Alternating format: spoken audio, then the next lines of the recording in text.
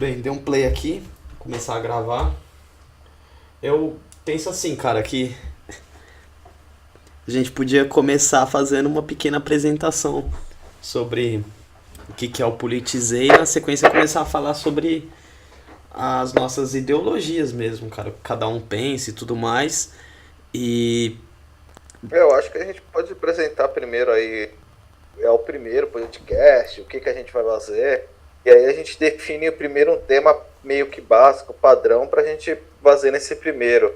Não sei, talvez a gente poderia usar a semana aí e falar um pouco da prisão do Temer. verdade, verdade, concordo. Não sei, uma ideia de apresentação. É legal que assim, eu tenho assistido uns outros podcasts, né, para até para colher umas ideias. E aí tem lá aquelas introduções, eu acho muito legal quando a pessoa começa, bom dia, boa tarde, boa noite a todos. Olá, pessoal, tudo bem? Sejam muito bem-vindos. Estamos começando aí o primeiro Politizei Cast. Esse é um projeto que a gente tem vontade de realizar já faz uns 2 anos mais ou menos, e é a primeira vez que a gente realmente se junta. Em breve, se tudo permitir, nós vamos ter várias outras pessoas aqui nessa bancada, por assim dizer. E a nossa ideia com o Politizei Cast basicamente é difundir a ideia de política, criar debate, sabe? Criar intriga mesmo. Então sejam muito bem-vindos e apresentar a vocês o Guilherme, que é meu parceiro para um monte de coisas e que vai me ajudar a tocar esse projeto. Fala aí, galera, beleza? Meu nome é Guilherme. Como o Eric falou, a gente já tem alguns anos aí pensando, idealizando, conversando, e finalmente chegou o dia do nosso primeiro podcast. E, meu, tô feliz pra caramba, creio que o Eric também esteja. Com certeza. E vamos lá. Vamos lá. Então, gente, o Politizei, na verdade, que é uma página, blog e ajuda, de certa forma, a difusão de conhecimento da EXL, que é um outro projeto que eu toco também. Ele surgiu há mais tempo que a EXL, inclusive. A ideia de difundir informações sobre política e promover debates é uma ideia que eu tenho já desde jovem e inclusive que acompanhou minhas mudanças de posição ideológica no passar desses tempos. O Politizei surgiu lá como um blog do WordPress. Mais para frente a gente foi evoluindo, criando mais funções e virou uma página de Facebook também. A gente foi ganhando escala dentro do Facebook. E a ideia para o futuro é literalmente abrir um canal de comunicação das mais diversas formas, seja através de vídeos, seja através de só difusão de notícias, conhecimento e assim por diante, seja através de um podcast, seja através, cara, é ilimitado no sentido de ideias. E a gente tem uma base só, que é a diversidade. Então, qualquer opinião é válida, qualquer conhecimento ou informação é válida. A nossa ideia é difundir. Então, por isso que existe tanta confusão dentro da nossa página, que é a página do Facebook, é a nossa página principal, que as pessoas não entendem muito bem qual que é a nossa posição política, porque não tem. O grupo do Politizei, e a gente vai querer trazer isso para dentro do podcast, o que vai gerar muita confusão, muita treta. Eu e o Guilherme mesmo, a gente discute direto, mas eu acho que quando tiver aqui uns conservadores mais extremistas, ou então um pessoal do PCO, aí vai ter briga mesmo. Mas a ideia é justamente isso, porque o atrito é que traz evolução.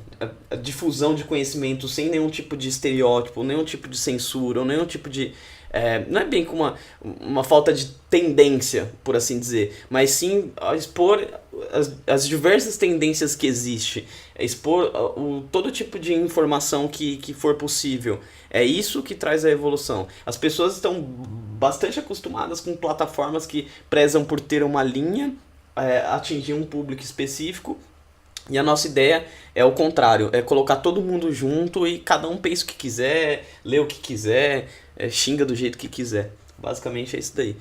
É isso aí, Erika. Acho que a nossa ideia, em geral, não é defender ideologia, seja ela de direita, de esquerda, ou qualquer ideologia aí. Nossa ideia é divulgar informação, diversos pontos de vista, sem passar a mão na cabeça de ninguém, sem ter político de estimação favorito, sem defender político.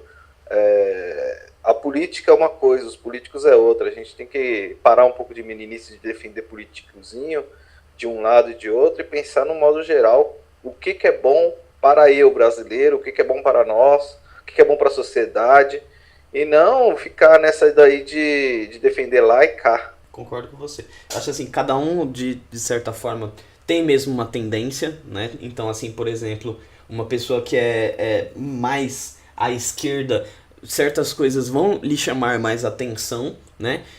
Quem é mais direita também certas coisas vão chamar mais atenção, mas uma ideia de que mesmo certas coisas te tocando mais, existe todo um contexto, existe todo um mundo, existe um mar de outras coisas. Eu acho que isso é fundamental, cara. O que eu quis dizer com isso é que, assim, é natural que você, por exemplo, se você é conservador, ideias conservadoras e coisas que tem a ver com essa ideologia, as informações que tem a ver com essa ideologia vão te tocar mais, assim como se você for mais progressista. Mas isso não pode simplesmente vendar os seus olhos, sabe? E mais do que isso, a política, no final das contas, é uma coisa da interação humana, né? E não é só lá a instituição política assim por diante.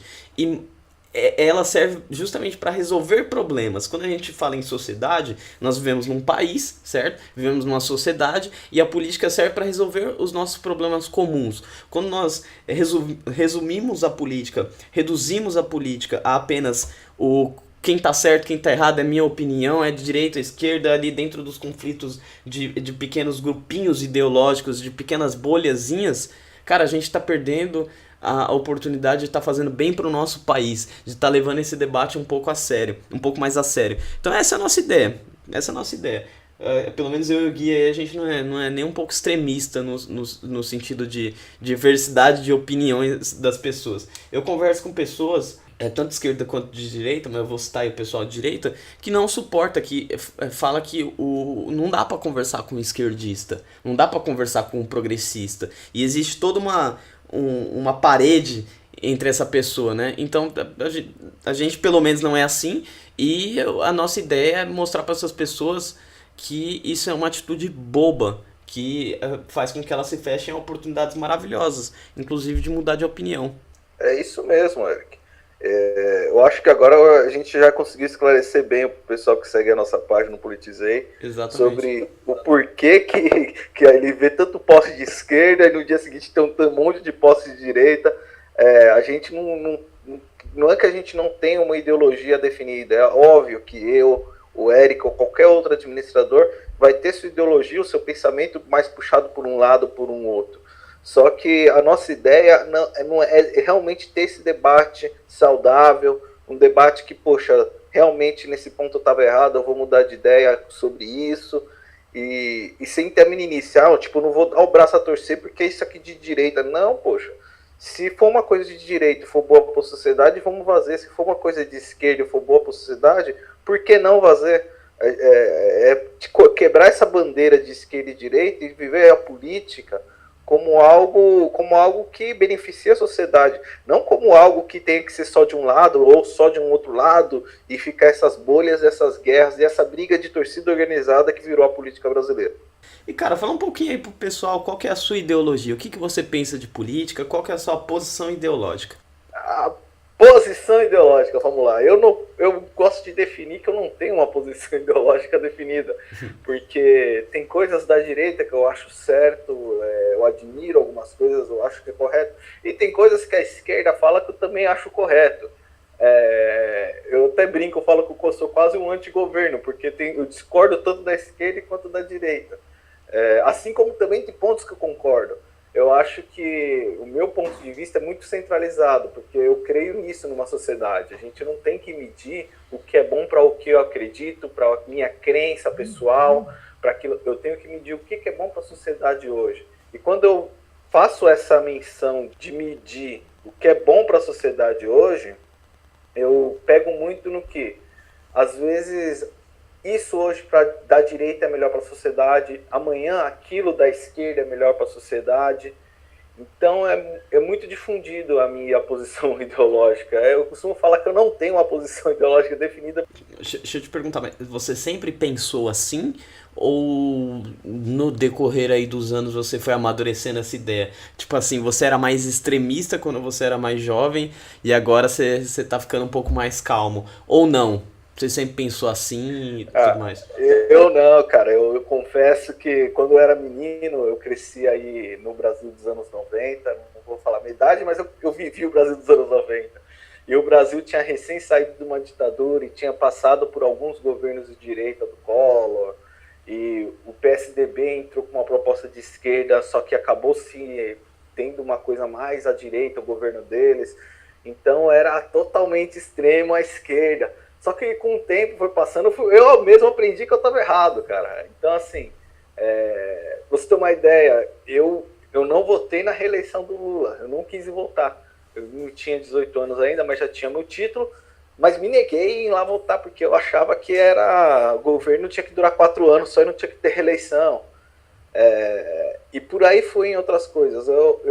Então, assim, do meu extremismo dos anos 90 mudou muito. Hoje, hoje eu sou totalmente outro. É lógico que eu ainda penso um pouco à esquerda, eu ainda olho algumas questões sociais como necessárias no Brasil, às vezes até mais do que deveria olhar, mas eu me centralizei muito hoje. Eu entendi que a política tem os dois lados e os dois lados têm as coisas boas e coisas ruins. Cara, assim, eu sou ANCAP, né? Sou anarcapitalista, sou liberaleco, libertário. Então, assim, eu tenho um rótulo político.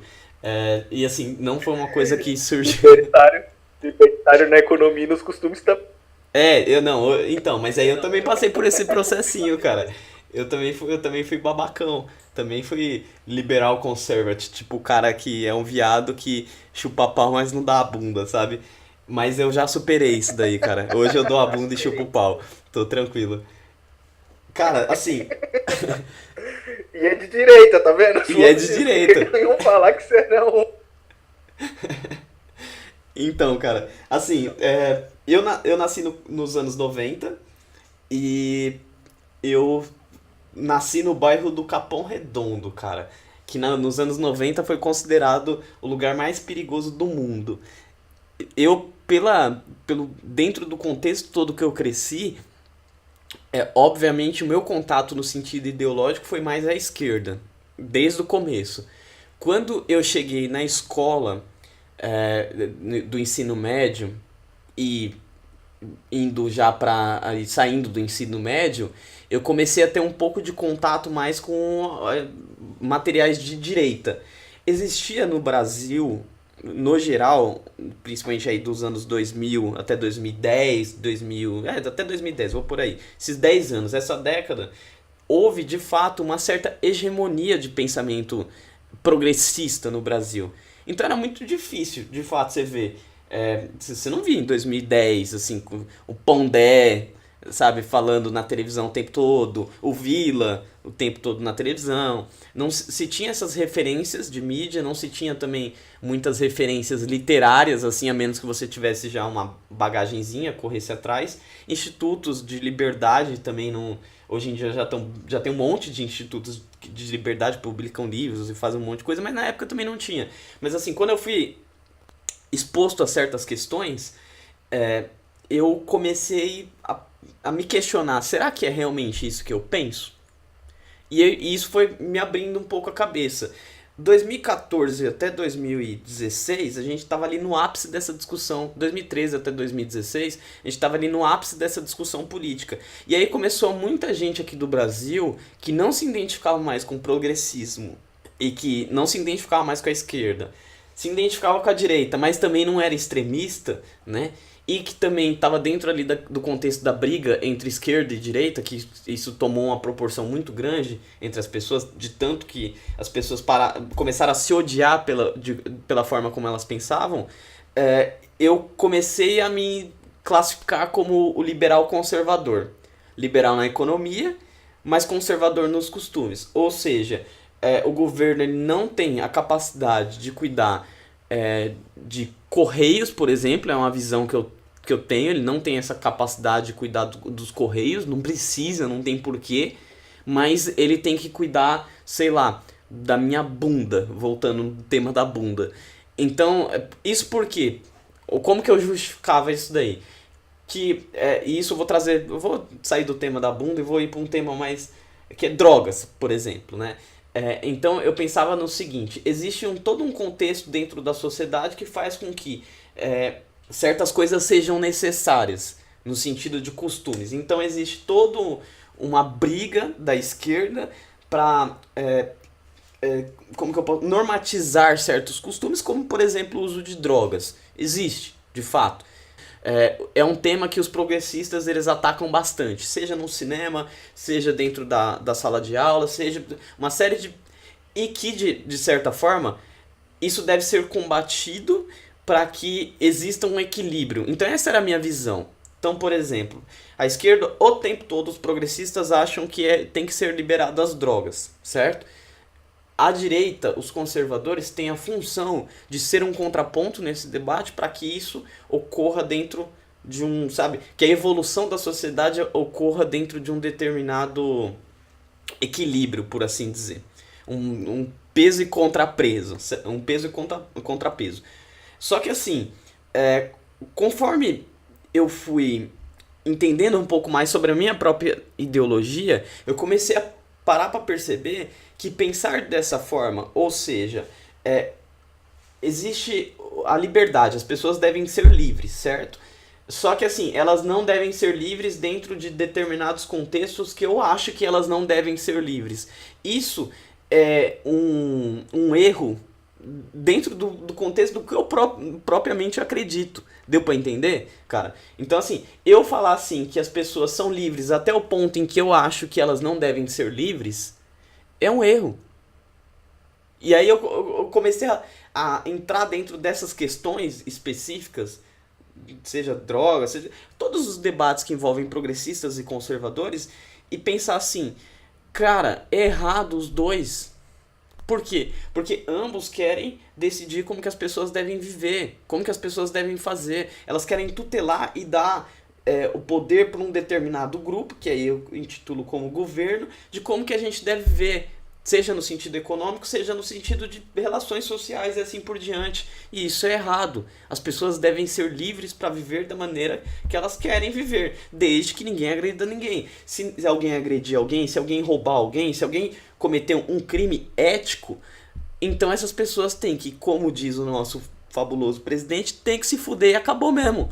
Entendeu? Agora não. A pessoa, sei lá, a pessoa quer usar a droga dela. O que a gente tem a ver com isso? Quem sou eu para decidir? Ah, não, mas ela não vai estar nas faculdades mentais suficientes para decidir, então eu tô e vou lá e vou decidir. Eu acho que isso é errado, sabe? É incoerente, né? Então foi dentro desse contexto, foi aí que eu me tornei libertário, cara. Foi aí que eu me tornei libertário. Foi o momento em que eu percebi assim que as liberdades individuais, elas são o que é a prioridade do mundo. E quando você vai vendo mais na história, cara, na verdade, a briga inteira é sobre isso, cara. Existe direita e esquerda, Sim, assim. exatamente. A briga inteira é sobre isso. Usando o seu próprio exemplo das drogas, para definir bem o meu pensamento, o pessoal fala, pô, o Guilherme é em cima do muro. Não é. Guilherme, poxa, eu acho que a gente pode trabalhar para liberar as drogas, mas eu acho que não é assim, libere e vira a festa do caqui, entendeu? Poxa, vamos trabalhar para liberar? Vamos trabalhar, então, peraí, conceitos, vamos trabalhar na educação do povo para que o povo não use drogas, vamos orientar cada vez mais a população a não usar, não é simplesmente ir lá e liberar e pronto que se lasque, entendeu? Vamos ter clínicas de reabilitações para aqueles que estão com problemas de drogas se tratarem, não é simplesmente pegar, jogar na mão do povo, ó, tá aí, se virem e se matem. Eu acho que a política pública, ela tem que tentar buscar sempre esse meio termo, de atender a população sem se descaracterizar ou sem precisar deixar tudo na mão da população. Senão não tem necessidade de ter governo. Aí sim, vamos ser todo mundo ANCAP. Mas não tem necessidade de ter governo. Então, ou tem governo e a gente tem esse meio termo, tem essa destreza de um tentar ver, entender o lado do outro e ser moderado dos dois lados, ou senão não tem necessidade, vamos virar uma zona de vez, vai deixar tudo sem governo mesmo, porque não existe um meio termo se a pessoa nunca aceita um meio termo, vai virar sempre um joguinho político de ambos os lados. Isso é um fato, cara. Então, vamos puxar um pouquinho pro tema que a gente tinha proposto, que é a prisão injusta, injustificada Sabe que o nosso pai Gilmar Mendes Cara, já vai resolver essa prenderam o questão. pai do Eric, velho. Sim, cara, o Temer é assim, cara, o meu. Como que eu posso dizer, cara? É uma mistura de herói, de ídolo, de. Cara, é muito triste essa situação. Eu ainda tô me recuperando, na verdade. O Eric tá com a camiseta Temer livre até hoje. Tô, pô, a gente tá organizando uma passeata, inclusive. Mas Ai, ai. Mas falando sério, pode falar, mas eu acho que 2022 a ele tá aí prisão de do volta. Temer, a prisão do Temer, ela caracteriza e mostra como que funciona o processo político no país, cara. A Dilma caiu por um crime muito menor do que ele está sendo acusado agora. E essas acusações que ele está sendo preso agora já existe há muito tempo. Isso mostra, deixa bem claro, não que a Dilma é inocente, mas que ela não caiu não por causa da pedalada fiscal. Ela caiu porque ela perdeu a aliança política, porque ela perdeu o joguinho político. Esse joguinho político que o Temer manteve. Senão ele também tinha caído. Exatamente. Não, eu concordo com isso. Assim, esse é um ponto que não sei se a gente. Vamos ver. O que você pensa? De fato, a Dilma cometeu o crime de responsabilidade fiscal, sim ou não? Não tem como negar, cara. O crime de responsabilidade fiscal é crime. Ela cometeu, assim como tantos outros cometeram. O problema é que não foi esse crime que derrubou ela. O que derrubou foi a ausência de aliança política. Se ela tivesse se aliançado com talvez o Cunha, que era o presidente da Câmara, e tivesse cedido aquilo que eram as exigências dele, talvez ela tivesse terminado o mandato dela. Não, provavelmente tinha terminado o mandato dela. Acho que a gente já teve tantas conversas a respeito disso, assim, eu concordo. Eu também acho que teve o crime de responsabilidade fiscal, sim. E que, assim, se você olhar em questão de proporção, é de fato como que eu posso dizer? Não só foi o maior nesse sentido, mas é o mais danoso. O que a Dilma fez foi mentir para as pessoas. Foi falar assim: a gente tem as contas tudo ok aqui, tá? Tem dinheiro sobrando no caixa, a quantidade aqui de contas para pagar é inferior ao que a gente tem de recebimento e tá tudo bem. Só que assim, ela falou isso e jogou todas as contas pro ano seguinte. E falou: meu, tá tudo bem aqui. E falou pra todo mundo: olha, vai ficar tudo bem, a economia vai continuar crescendo, blá, blá. Isso é estelionato eleitoral. O que ela fez? Na sequência, a maquiagem contábil foi exposta e deu tudo no que deu. Fora isso, teve o lance das pedaladas fiscais, os créditos suplementares que, olha, eu tenho 50 bilhões aqui, então se eu tenho 50 bilhões aqui, eu posso pegar N de empréstimos, certo? E aí pegou esse empréstimo baseado nos 50 milhões que tem de caixa, certo? Na sequência falou, tipo, 2 dias depois, ou foi antes, eu não lembro. Mas assim, o time foi. Tipo, foi uma filha da putagem mesmo. Aí na sequência falou, não, eu não tenho 50 bilhões, eu tenho 5. E isso é crime, né? Só que assim, isso já foi feito em menor escala por outros chefes de estado, governo? Sim, já foi feito. Se eu não me engano, até por prefeito. Não foi, Gui? Acho que até por prefeito, não? Prefeito, governadores. Aqui em São Paulo a gente tem um carinha aí chamado Geraldo Alckmin, que cometeu mais pedalada do que a Dilma, muito mais em questão de valores. Só que assim, ele não caiu em nenhum momento. Não, em questão de valores eu acho que não, hein? Isso, Porque acho que, eu acho que talvez acho que não em valores, mas em em quantidade. Ele ficou quantidade. fazendo isso vários anos seguidos. Se somar todas as pedaladas na sequência dos anos, aí daria um valor superior, entendeu? Isso daí, essa informação não tinha, Mas não. agora eu não lembro os números exatos, mas se eu não me engano era isso. Ele cometeu várias em várias sequências de anos. Tanto Entendi. não só ele, como o Serra também, que é do mesmo partido. Então é praticamente o mesmo governo que estava lá. Então, assim, Que tava não, que tá. essa quantidade de. Só que o problema não é a quantidade nem o valor, é cometeu e se manteve no poder. Era por isso que na época do impeachment eu falava que era contra o impeachment da Dilma. Porque eu não acreditava que isso ia moralizar o país. Que no dia seguinte, que iam pegar o Temer e ia falar, ó, você também tem um crime, vamos fazer o seu impeachment. Entendeu? E não por acreditar que ela era inocente. Eu acho que eu cheguei a falar isso pra você na época. Não é que eu acredito que ela é inocente, é que eu acredito que o próximo vai ter tantas acusações e tantos crimes não piores e vai continuar no poder. E basicamente foi isso que aconteceu. O Temer ele tinha os seus crimes, tinha as suas acusações e continuou no poder, por quê? Porque tinha aliança política. O Bolsonaro, enquanto tiver aliança política, enquanto tiver aliançado politicamente, ele vai se manter no poder. O dia que o Bolsonaro perder a aliança política dele, seja por um motivo ou por outro, ele vai cair. Você dá com o exemplo que aconteceu ontem com o Maia. O Maia pegou e já falou, olha, eu ia articular, já não vou articular mais, agora é problema seu. Eu apoio, mas eu não articulo. Por quê? Porque é aquilo que é ideológico, que não é que é a aliança dele, é o carinho político que tem um por outro. Infelizmente, no Brasil funciona assim. E essa falsa moralização é péssima para o país. E é isso que criou toda essa crise, não digo econômica financeiramente, mas política que a gente vive até hoje. Então, eu também acho assim, no sentido de política.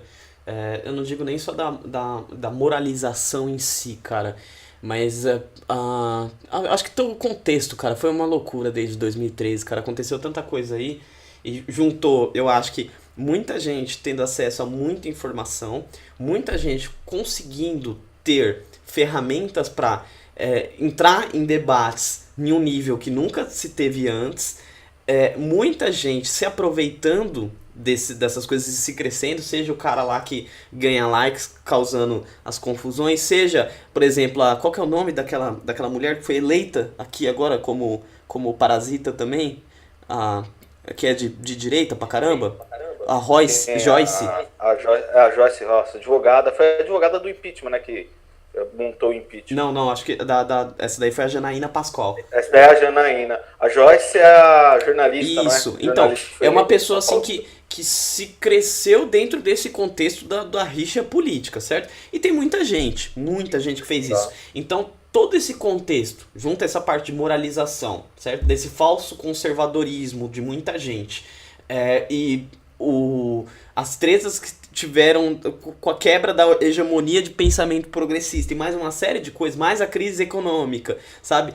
E aí, voltando lá no ponto da Dilma, eu acho sim que cometeu crime e tudo mais, mas que ela só caiu porque ela não entrou dentro de um jogo de interesses específico naquele momento do Congresso Nacional, do Eduardo Cunha, de todo mundo ali que tava, certo? Então, assim, ela não quis entrar nesse jogo de interesse, e não que ela não tivesse o jogo de interesses dela. O que eu tô querendo dizer é que, assim, ela não soube se aproveitar disso para se manter no poder.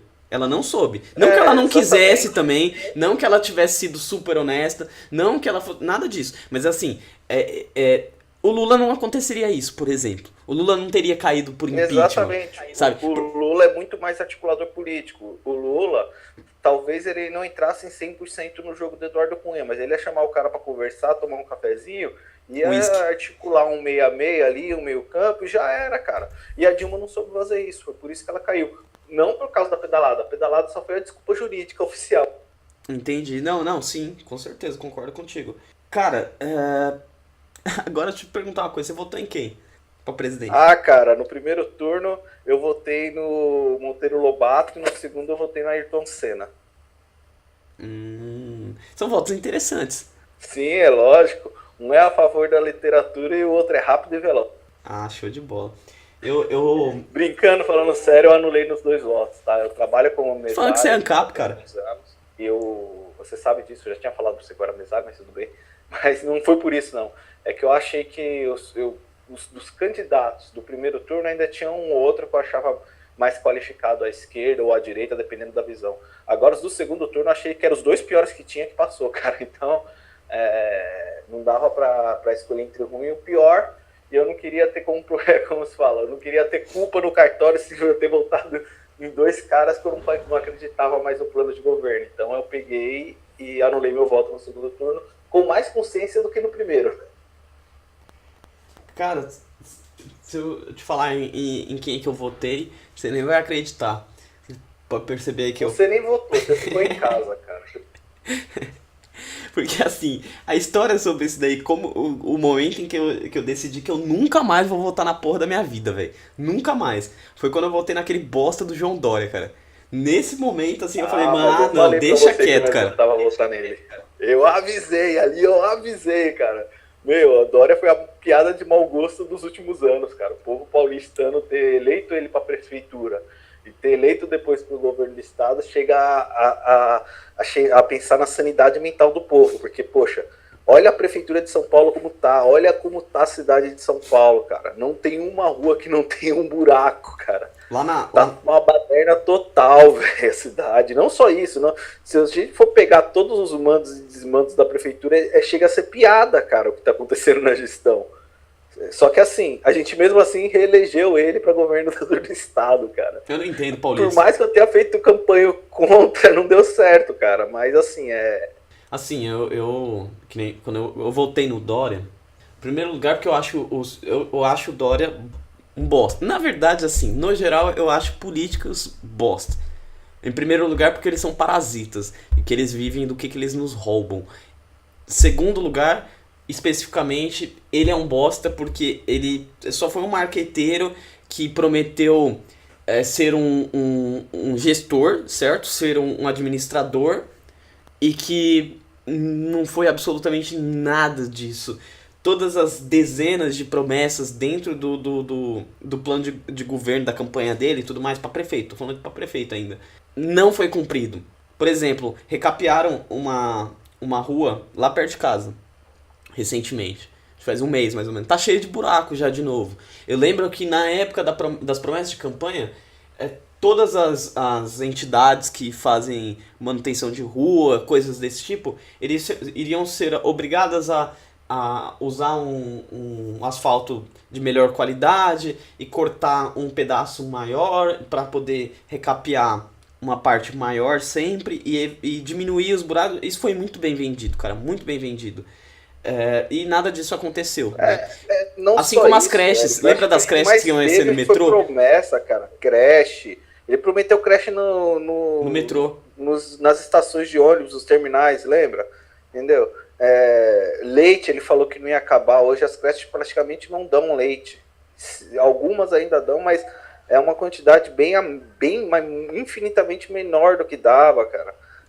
Uniforme escolar, ontem eu estava ouvindo a CBN pro serviço e estava falando que as escolas de São Paulo, mais de 80% ainda não receberam uniforme escolar, mas eu não acreditava no PSDB como novo, por isso que eu não votei no Dória para prefeito. Mas de fato, as campanhas dele, cara, foi linda. As promessas que ele fez foram coerentes até, só que incondiz com a realidade. Alguns anos depois a gente está vendo que foi só promessas. Exatamente. Então, eu penso assim, cara, primeiro, eu acho ele bosta, mas eu achava já o Haddad umas 2 ou 3 vezes mais bosta que ele. Também tinha sido prefeito, não tinha feito nada, não é nada assim. No meu caso, não é nada específico contra a esquerda ou contra a direita, por assim dizer, por mais que ele seja do PSDB, representa uma ideia mais conectada à direita do que à esquerda, certo? Então, não é nada contra a ideologia em si. Assim como eu acho o Bolsonaro um bosta, mas não é porque ele é conservador. Eu acho já, no geral, políticos bosta. É importante vocês saberem disso. Mas no caso do Dória específico, eu votei nele baseado nas ideias. Ideias de liberdade são ideias que condizem com o que eu penso. Não volto atrás nesse sentido. Eu continuo pensando que ideias de liberdade são as melhores a serem aplicadas neste momento no Brasil, para que a gente consiga desburocratizar as coisas, para que a gente consiga desenvolver uma série de outras coisas, seja economicamente, seja no sentido de estudo, seja no sentido social, não importa. Eu acho que ideias de liberdade vão trazer a gente para um bom caminho. Qual que é o problema? É que, na verdade, o Dória não queria nada disso. E isso é importante as pessoas entenderem, sabe? Parar um pouco também com esse negócio de que, quantas pessoas que eu conheci votaram no Dória exclusivamente porque falavam, não vou votar no Márcio França, eu não vou fazer... Cara, não vota, faz que nem eu, rasga a porra do título, faz qualquer coisa, mas não vota num cara que é um bosta que prometeu mundos e fundos pra nós e que continua nem assumindo os seus atos. Ele nem assume que... Ele assinou a porra de um negócio em tudo quanto foi lugar. Foram umas 3, 4 rádios assinar assim, eu não vou me candidatar. Eu vou ser prefeito por 4 anos. Eu vou fazer isso, vou fazer aquilo. Passou 1 ano e ele falou, não, mas o que eu posso fazer? Eu não fiz nada de errado. Não sei. Vocês não acham que um cara desse é suspeito? Você vai dar um cargo de governador... pra um cara que mente na cara dura e fala assim pra você, você é trouxa de acreditar em mim. Você vai votar mesmo? Então eu acho que eu não entendo os paulistas. Então não é nada contra, sabe? a ideologia em si.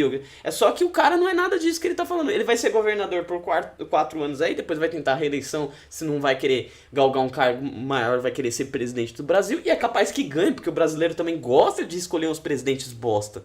Gosta, velho. Gosta.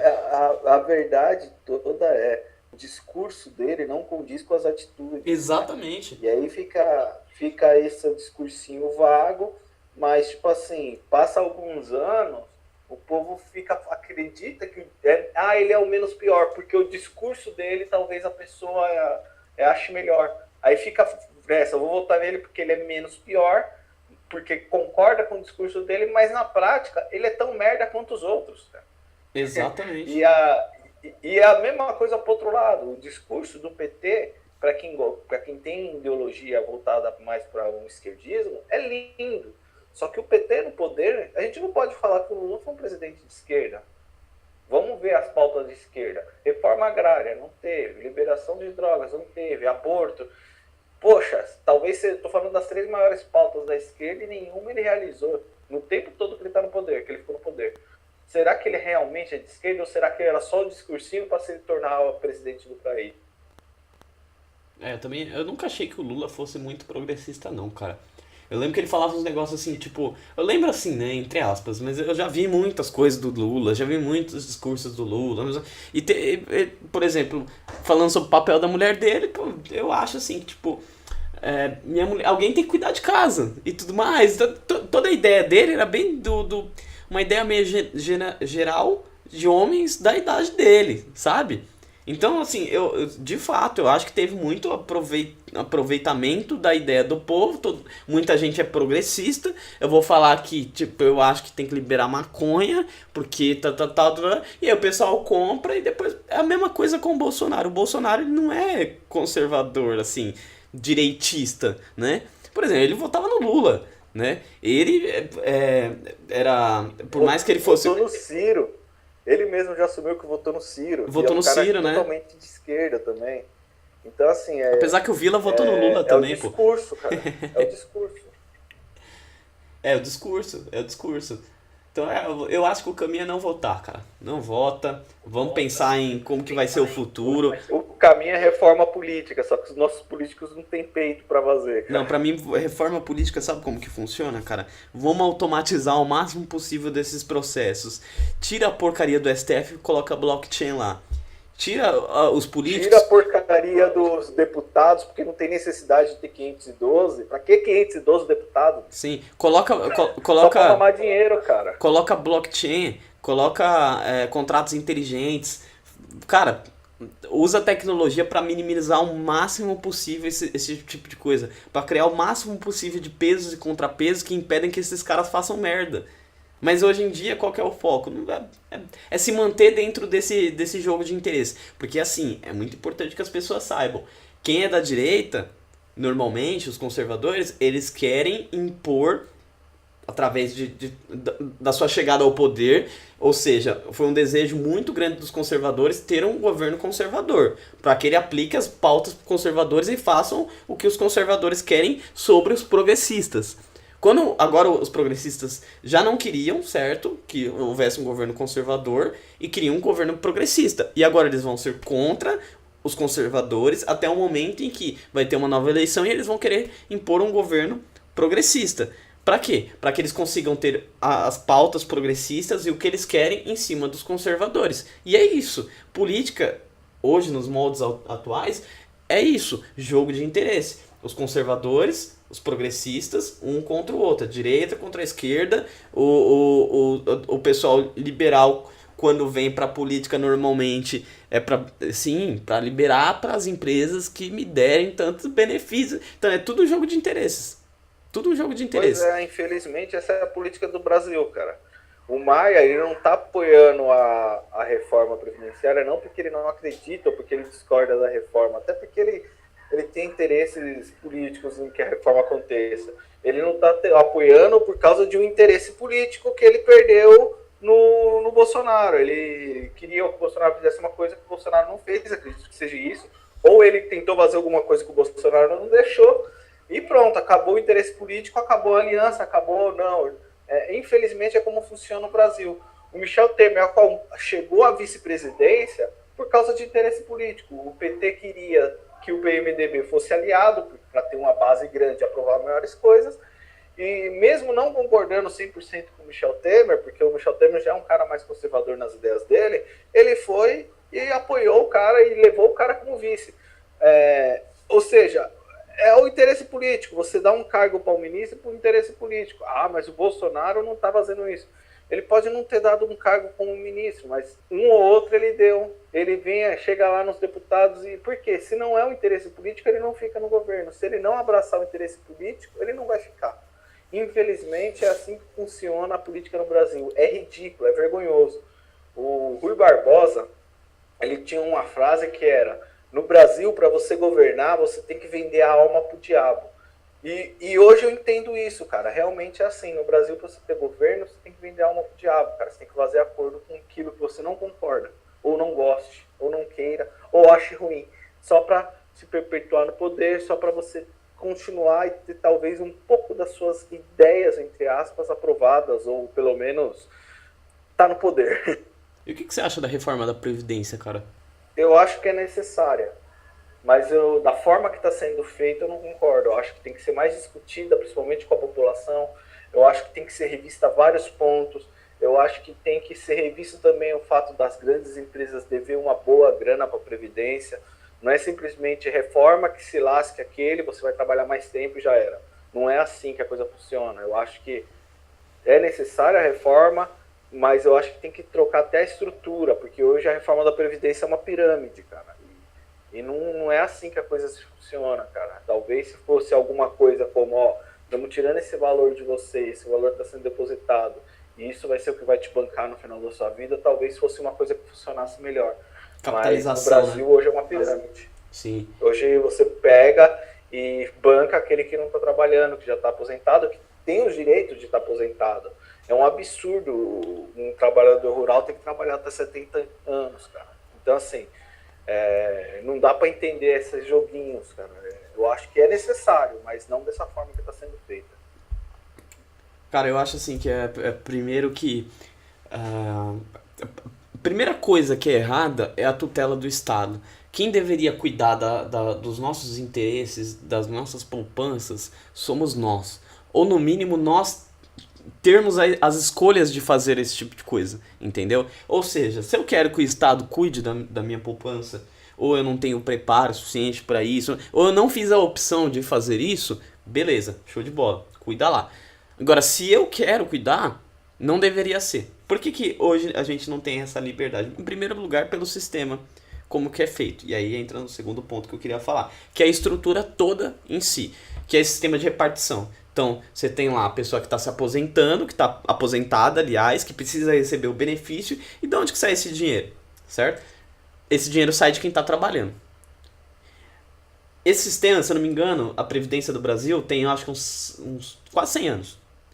E que ele foi criado nesse sistema, e que a realidade do Brasil era totalmente outra na época. Então as pessoas viviam menos, as pessoas tinham muito mais filhos, qualquer um que ouvir isso daqui vai saber mais ou menos referenciar dentro da sua própria realidade que os pais ou os avós ou assim por diante, pessoas que conhecem mais velhas e assim por diante, tinham muitos filhos, certo? Isso era força de trabalho.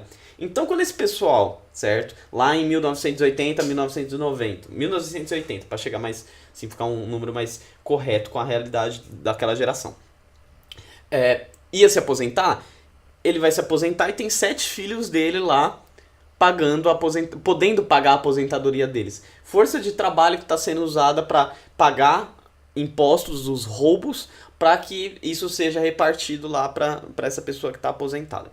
A demografia do Brasil mudou. Então hoje, você vai conversar com os jovens, o pessoal da geração Z, fala assim, você quer ter filho? Um casal, os mais arrojados. Ou não, nem quero ter filho. Coisas desse tipo. Mais ainda, as pessoas estão vivendo bem mais. A estrutura, ela é totalmente condizente. Por isso que eu te falei, não adianta a gente pegar, simplesmente aumentar o tempo de contribuição, falar, você vai trabalhar mais e manter a estrutura. Tem que mudar tudo. Por isso que eu não concordo da maneira que tem que estar sendo feita. Se tem que mudar tudo, se tem que fazer outras coisas, eu não vou ficar passando paninho para, ai, aumenta aqui, porque, a gente está aumentando, apenas está adiando o problema. Daqui a 5, 6 anos a gente vai ter os mesmos problemas. A Exatamente. estimativa de vida com o avanço da medicina, a tendência é cada vez ser maior. Sim. Então a gente faz uma reforma, aumenta 5 anos, para hoje talvez ainda as contas se equilibrem um pouco, mas para daqui a 10 anos a estimativa de vida vai estar maior, porque a medicina evoluiu e chegou a curas de doenças que matavam as pessoas mais cedo, e a gente vai ter o mesmo problema previdenciário, cara. Então, assim, da forma que está sendo feita, tá errado, cara. Então, tá mas errado e não dá para concordar. acho que assim, primeiro ponto de que tá errado é esse ponto que eu falei. Não tinha que ser tutelado pelo Estado, cara. Não tinha que ser, porque senão não vai funcionar. Primeiro ponto. Segundo é esse daí. Então, a demografia mudou, tá? Então, hoje a gente vive bem mais e tem muito menos filhos. Então, esse sistema de repartição por si só é um sistema de pirâmide. É um sistema de pirâmide, é inegável isso. E ele é disfuncional. Cada vez vai piorar. Existe um estudo do próprio Senado que, se eu não me engano, em 2022 o Brasil faliu 100% do nosso PIB, dentro das condições atuais, tá, da Previdência, vai ser utilizado para pagar a Previdência. Então é um problema muito sério. Como que a gente resolve isso? Talvez, assim, no curto prazo, eu penso uma solução. Minha visão. Pessoas que nasceram a partir dos anos 2000, isso é uma coisa que eu acho que até o INSPER, ele propôs uma reforma que era baseada nisso daí. Você faz um sistema híbrido e as pessoas começam a capitalizar de fato. Ou seja, o dinheiro que você contribui lá fica guardado. E aí, aos poucos, dentro de reformas políticas, blá, blá, blá, tem que equilibrar as contas para mudar. Daqui, sei lá, 30 anos o modelo tá um pouco diferente, sabe? Mas seria uma coisa gradativa e tudo. Eu acho que seria mais o caminho só para quebrar esse segundo ponto que eu te falei, por mais que não quebre o primeiro, que não vai funcionar de qualquer forma porque é feito pelo governo, mas que pelo menos diminui esse segundo. O que vai ser feito de fato?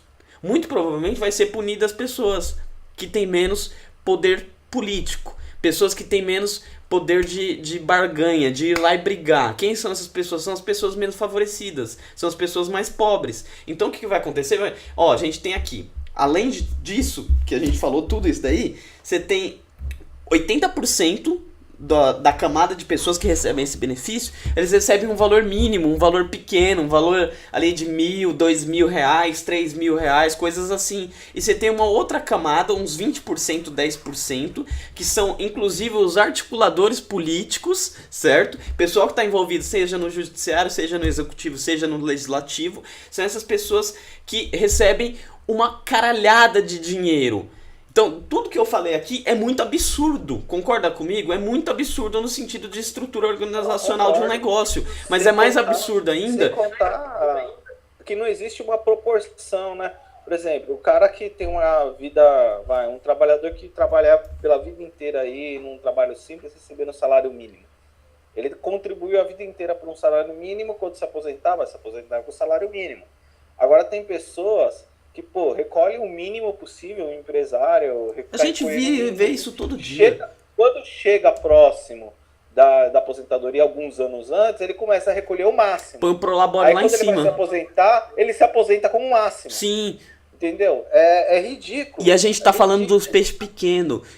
O pessoal que tá envolvido com o governo mesmo, cara, os caras ganham benefício demais, é absurdo demais. Na conta de quem? Nas costas de quem? A própria aposentadoria de deputados e políticos é ridícula, cara. É muito benefício. Juízes, cara, juiz tem uma puta de uma aposentadoria. Mesmo os militares também têm vários benefícios. Exatamente. Militar, cara, filha de militar casa e não casa no papel, não assina um documento, que é pra não perder benefício, cara. Então, assim, é ridículo a gente ter filha de militar ganhando 15, 16 pau por mês.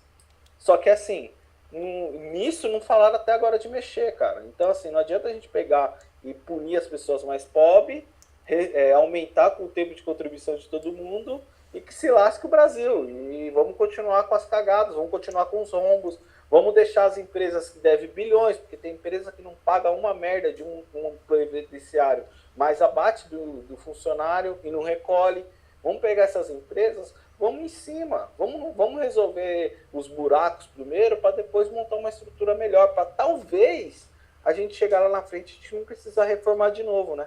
Se fosse um presidente sério, na verdade, eu acho que atacaria tudo isso de uma vez e tentaria fazer um negócio que fosse o mais justo possível. Nem que tivesse que aumentar assim, o tempo de contribuição de algumas pessoas, porque de fato aumentou o tempo de vida e as pessoas estão trabalhando um pouco mais. Mesmo que tivesse, tinha que atacar todas essas outras áreas que você falou. E isso se não fosse fazer, na minha visão, tô falando aqui minha visão, se não fosse fazer o que eu tô falando. Que é simplesmente não tutelar isso daí pro Estado. A gente tem dois caminhos aí que é óbvio. Ou você pegar e fazer um híbrido momentâneo, ou fazer alguma coisa que talvez tire um pouco do Estado, ou você resolver todos esses problemas para aí sim que em cima da solução você criar uma estrutura limpa que talvez dure um pouquinho mais. Agora, você manter uma estrutura do negócio ruim simplesmente para falar que reformou, não é resolver o problema, é adiar o problema. Não, e é exatamente isso que vai acontecer. Como que vai acontecer? O pessoal que tem mais engajamento em interesses políticos, eles vão fazer valer os seus interesses. O governo, em algum momento, para poder, por mais que na mídia, para todo mundo que, para os bolsominions, para todo mundo que assim que é alinhado com o governo, vai ser dito que não, até o último momento, porque é uma questão de estratégia política também. Mas de fato o governo vai abrir as pernas em uma série de sentidos para conseguir que a reforma passe. Quando ela passar, de fato, ela vai punir, por uma questão lógica, dentro do contexto que eu estou falando, os que são menos engajados politicamente. Então vai aumentar o tempo de contribuição o máximo possível, vai cortar uma série de coisas que vai atingir principalmente essas pessoas que são têm menos engajamento político, que são os pobres e mais abastados, e vai só arrastar o problema por uns 5 anos. Daqui uns 5, 10 anos, o próximo presidente vai pegar o abacaxi na mão e vai falar, e aí, como que eu faço aqui para dar uma articulada e jogar isso daqui mais pra frente? O que vai ser feito no final das contas, traduzindo em palavras muito simples, vai ser pagar essa conta no cartão de crédito. Vai ser isso. Vai pagar essa conta no cartão de crédito e vamos ver no que vai dar no mês que vem. Eu também sou contra. Na verdade, eu acho que não tem que ter nada de reforma. Na minha opinião, não tem que ter nada de reforma, cara. Tem que deixar explodir essa bosta. Porque a gente só vai aprender mesmo quando o Brasil entrar dentro de uma crise econômica séria, como a Grécia entrou. Aí a gente vai começar a rever, inclusive, conceitos sobre as coisas. Eu conversei com as pessoas durante lá a reforma, quando começou o negócio da reforma da Previdência lá no governo Temer, eu ficava o tempo todo falando para as pessoas, precisa fazer, é urgente, o problema é muito sério, ninguém liga, Gui. Ninguém liga, o Brasil vai falir ali pra frente e ninguém liga, ninguém nem faz questão de estudar no sentido de saber o que é que tá acontecendo. E eu não tô falando nem do cara que já tá aposentado, que tá pra se aposentar, o pessoal dos 40 anos pra frente, o pessoal da minha idade, o pessoal mais jovem, de 20 anos, de 17 anos, tinha que estar engajado estudando isso, entendendo essa questão e pensando em como que a gente vai resolver isso. Sabe por quê? Eu tô contribuindo todos os meses e eu não vou me aposentar. O atual presidente ele foi contra a reforma previdenciária do Temer. Sim. Ele agora está querendo fazer a reforma, mas ele foi contra quando ele era deputado e podia votar. Sim, porque ele é um bosta. Então, assim, não que literalmente, é joguinho político, cara. Não que a reforma do Temer fosse resolver alguma coisa. Pois é. Agora é culpa do Temer e fica... Não, mentira. A reforma do Temer sim ia resolver as coisas, porque o Temer é foda, cara. O Temer acelerou o PIB do Brasil nesses últimos um ano em 150%, cara. Sabe o que é isso? 150%? Ele fez o PIB do Brasil crescer em 150% em um ano. Na sua casa deve ter uma estátua do Temer lá, tem, cara, na sala. Tem. É pequenininha, mas tem. Bom, Érica, acho que a gente discutiu bastante alguns temas importantes. Foi muito gostoso. Acho que a gente conseguiu passar um pouco da nossa visão para o pessoal que acompanha a nossa página, o Politizei. Acho que pelo menos tentar quebrar um pouquinho essa coisa de cada hora um lá entra lá, acusa a gente de esquerdista, entra um outro, acusa a gente de direitista. Acho que a gente conseguiu passar um pouco isso. Acho que seria bom agora a gente encaminhar para a fase final do nosso podcast. Sim, com certeza. Cara, porque assim, que nem essa semana eu vi um negócio lá na página, uns comentários, que era assim, tinha um que era Página de petralhas, vocês são pagos pelos caras de esquerda, blá blá blá. Aí na outra falou assim, quanto que os milicianos estão pagando pra vocês aí? Aí eu, pô, a gente tá recebendo de tudo quanto é lado, por isso que eu tô ficando rico. Tô investindo tudo em Bitcoin. Vamos ficar rico, cara. Vamos receber de todo mundo, cara. Então, Mas a ideia é isso aí. às vezes as pessoas não entendem, mas a ideia da página realmente é difundir a informação. Não só passar informação ou defender um lado ideológico. Com certeza. Cara, assim, na próxima vez a gente vai tentar trazer um conservador pra esse debate aqui também, porque foi muito joguinho de amigos, certo? Isso porque a gente também não entrou nos temas mais polêmicos. Um conservador e alguém que, sei lá, eu tava pensando numa feminista pra defender o lado esquerdo, você imagina, né? Eu também pensei numa feminista. Aqui o meio campo, um conservador e uma esquerdista. A gente vai ver o pau comer aqui. Vai ser gostoso, cara.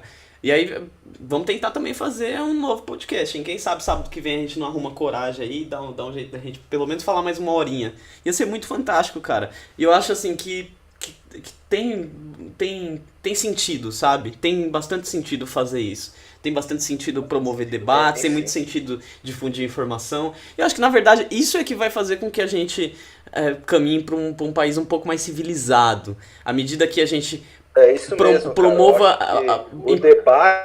O debate ele só ajuda a evolução política, a evolução de ideias, a evolução de soluções, ela só surge com debate, cara.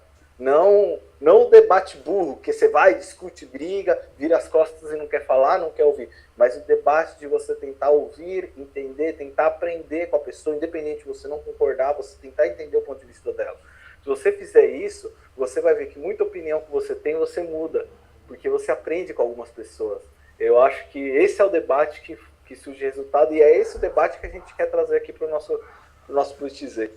Exatamente. E vamos fazer que nem o Arthur lá, nosso querido deputado. Vamos questionar tudo, cara. Inclusive ele. Vamos questionar ele. É isso aí, cara. Valeu.